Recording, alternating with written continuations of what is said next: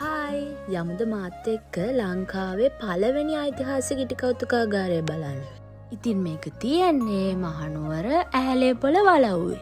මහනුවර රාජධානියේ ඇහැලේපොළ වලව්වේ ඒ කාලේ හිටපු සුවිශේෂී චරිත සහ උඩරට රාජධානිය ඓතිහාසික සංසිද්ධීන් ඇතුළත් කරලා මෙම ඉටිකෞතුකාගාරය නිර්මාණය කළා තියෙනවා.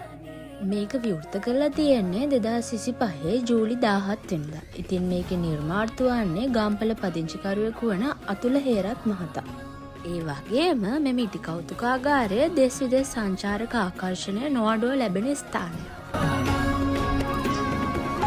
වාරියපොළ ශ්‍රී සුමංගල හිමි, වැලිවිට සරණංකර හිමි, දෙවන රාජසිංහ රජු, පළවෙනි විමල ධර්මසූරිය රජු, කුසුමාසන දේවිය, ඇහැලේපොළ අධිකාරම්ගේ පවුල ඇතුළු චරිත රැසක් මෙම ඉටිකෞතුකාගාරයෙන් අපට දැකගත හැකිය. ඉතින් ශ්‍රී ලංකාවේ අවසාන රාජධානිය වන මහනුවර රාජධානියේ ඉතිහාසය දැනගන්න ඔයාලත් එන්න.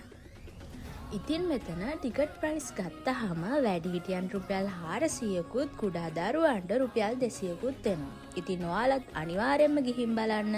අදට ගිහින් එන්නම්. බයි.